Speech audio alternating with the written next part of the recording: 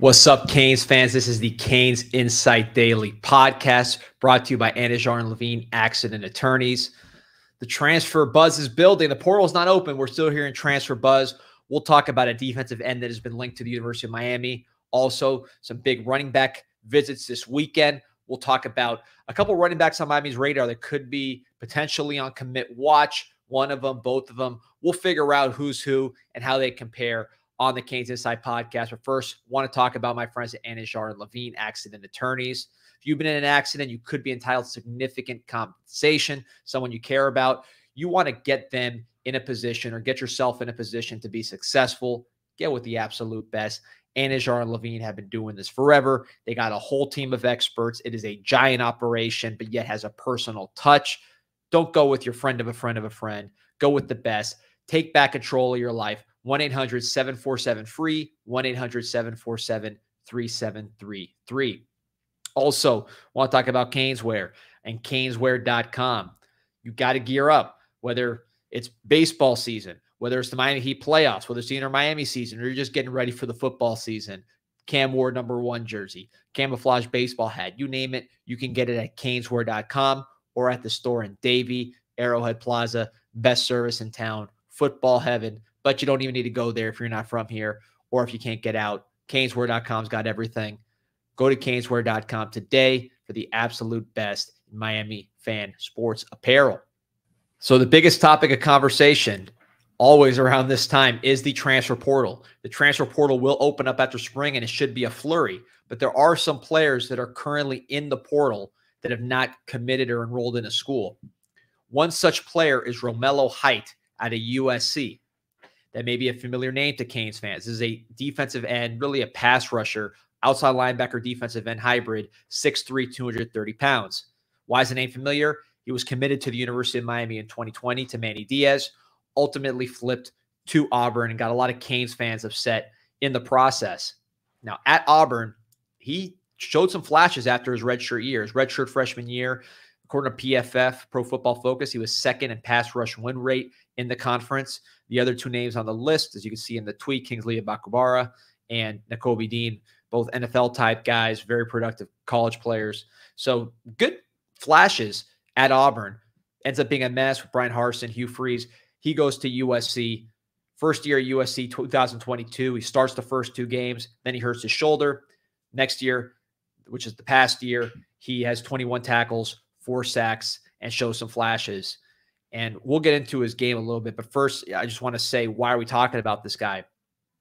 I can confirm from my sources that Miami has had contact with Romello Height, and there's a mutual interest there. With respect to Romello Height and why I think Miami is doing their homework with him is you have the portal opening up, and it's going to be crazy. Names that you don't expect going in there. You obviously haven't talked to any of those kids because they're on other teams. So that's going to be a frantic period. You want to do your legwork on the people that are in the portal right now. So that's already taken care of when the portal opens. Romello Height's one of those players, and Miami has identified him as someone who could potentially help this team in the pass rush rotation.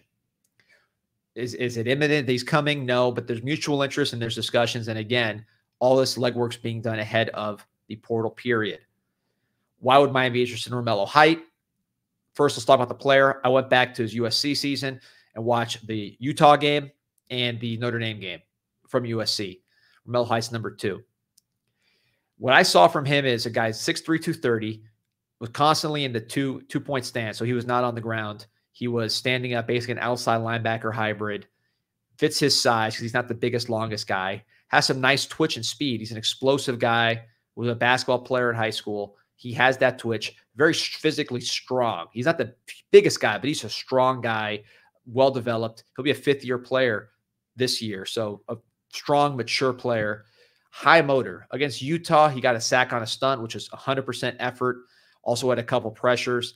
Not the most developed pass rusher where he's hitting you with a ton of moves and has great hand usage and great bend. I think it's more effort with him, effort, strength, and speed.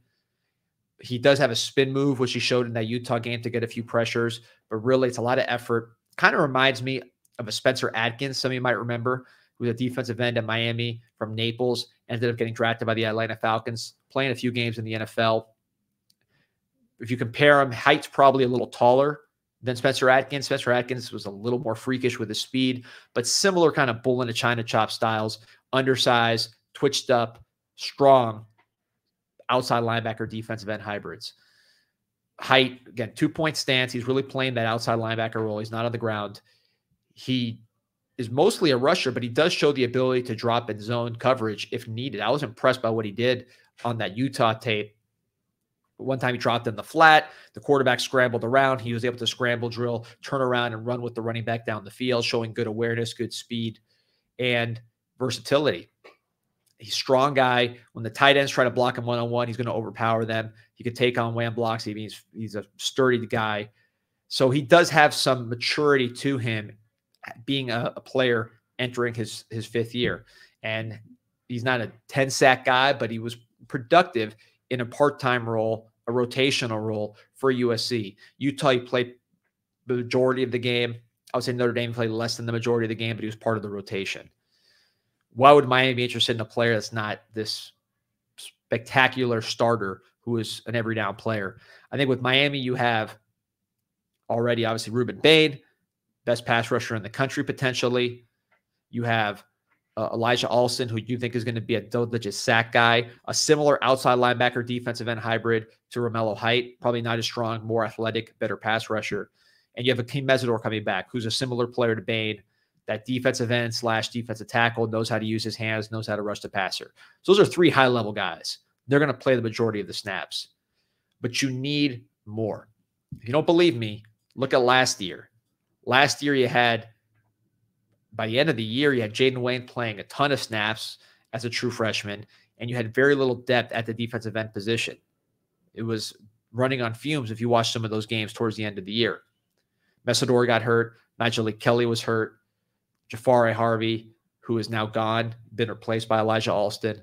So if you can't necessarily count on Nigel Kelly, and he's injured right now, you want to make sure that room has veteran guys, this is a fifth-year player, who have been in big games and who have some ability to keep that pass rush going.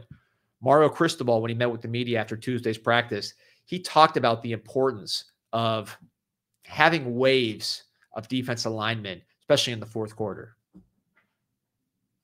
You know, it's not one of those situations where, hey, man, we're hoping that we can get better.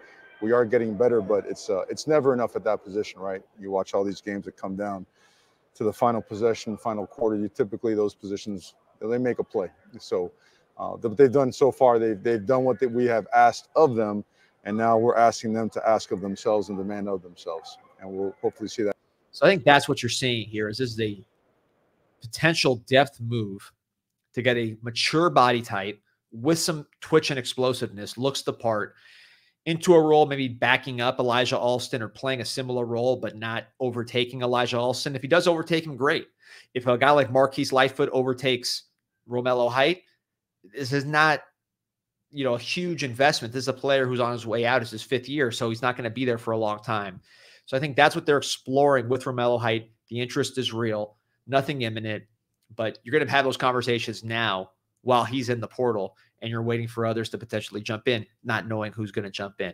So that was a big topic of discussion on the boards. Is this real? Is this not real? I can confirm it's a real thing, not done, but that's some of the thinking behind the move. All right, shifting from the portal to the class of 2025. Big weekend for Miami coming up in terms of the running back position. We talked about a little on the Bank podcast, which you can see on YouTube, which by the way, like and subscribe to this content. We're coming daily. It is coming fast and furious. Also sign up for the CanesInsight.com forums. Those forums are rocking and rolling, 6.8 million posts and counting, including my post, The Bank, where I break down all of Miami's recruiting efforts in a lot of detail. And there's a lot of discussion about that thread and that topic. But in terms of this weekend, Miami is going to have two running backs on campus. Jasper Parker from Maryville, Louisiana. We talked about him on the Bank podcast. Bigger back, Matt Forte comparisons. His first time on campus. Could be someone who rises up the board real quick. But there's a returning visitor named Gerard Pringle, someone you first heard about in the Bank, from Tampa Armwood.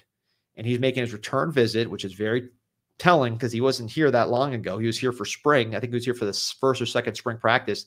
He's already back. And this is someone that's got speed for days. 10.56 in the 100 meters during this track season. So that number could still go up. 5'10", 182, four-star player, 260 overall player in the country on the composite. Again, from Tampa Armwood.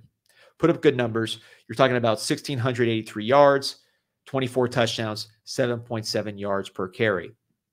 And Gerard Pringle's a player, undersized, but he has the elite speed. If you watch his film, he's sort of an upright runner, really a sprinting type of back. He runs like a sprinter. His back is straight. He does break tackles. Sprinters have that explosive strength, and he has that. He's not a skinny guy necessarily, even though he's small. You'll see him on film breaking tackles.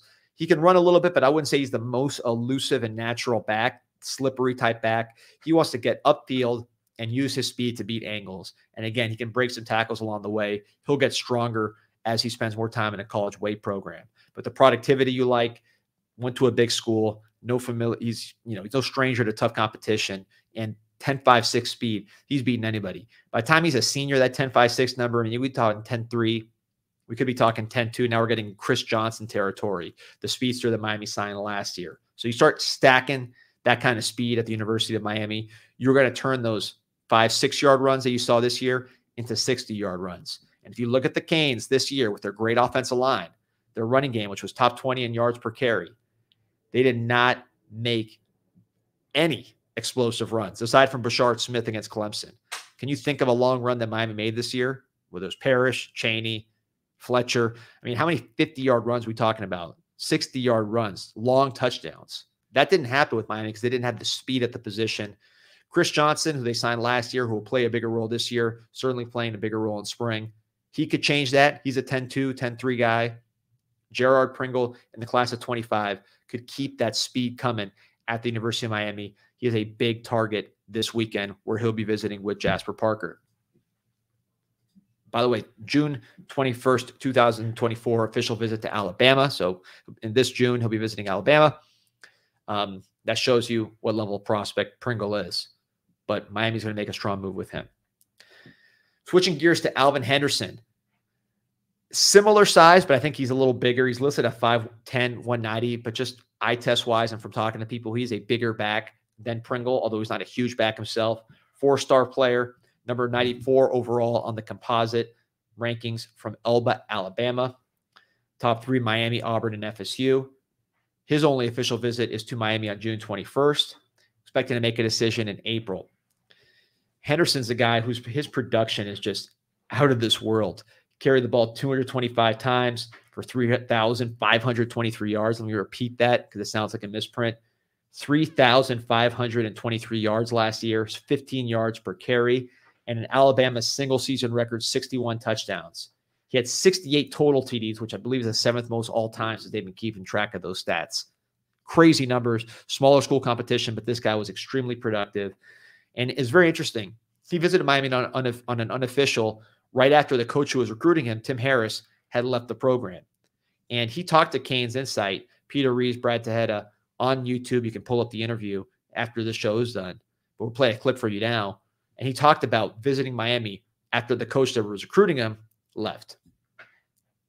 Last Wednesday, Coach Harris came to my school and, he was just like, let me know, man, Miami is the best fit for you, like with or without me there. I feel like you could go to Miami and be successful. And, he talked with me and my mom for like an hour and we were just talking football and what Miami could do for me on the field and off the field. And, I already knew that I was going down. So I was expecting Coach Harris here at my school on Wednesday, he already telling me like I'm the only back in Bama that he came to see. So, I'm pretty much fired up to get down. And then, Thursday when I posted I was coming down, someone's like DM me and it was like, Coach Harris left. So I called the assistants and everything. I was like, Coach Harris leave. It was like, yeah, he got a better job opportunity at UCF. And I was like, okay. He got a offensive coordinator job. Well, I told my mom and I was like, Coach Harris left Miami. So she was like, what are we about to do? Threw a wrench in things there. Yeah, she was like, so like, what's gonna happen now? Like, what's next? And I told her I was like, man, mom, just be patient. Let's go down here and see like how it is, what we like about it, what's the like reaction and everything. Like, how is everybody still interacting, knowing that Coach Harris is going or whatever. And from the time I got there Friday until Sunday, the visit was on Saturday, so I flew down Friday night. But once I got there on Saturday, everybody still made me feel like I was welcomed and loved. Coach D-Train, Coach Phil, Coach Cristobal, the receiver coach, I kind of almost forgot that it wasn't even a running backs coach there because, So a lot of interest in Miami from Alvin Henderson. I've spoken to sources, confirmed that there is a lot of interest from Alvin Henderson in Miami still. Top three, Auburn, FSU, Miami. But I think Miami's in a very good position there. He should be making his decision in April. This is also, by the way, a basketball player, Alvin Henderson, a total athlete, someone who averaged, I believe, 16 points per game, according to Max Preps, on the basketball court. As a runner, probably more elusive than Pringle in terms of just traditional running style with the shiftiness and the balance. But you see on the basketball highlights, this is an athlete. I think the difference between Pringle and Henderson, their favorite Pringle would be just the straight line speed. Henderson's not as fast as Pringle. Few are, not even close.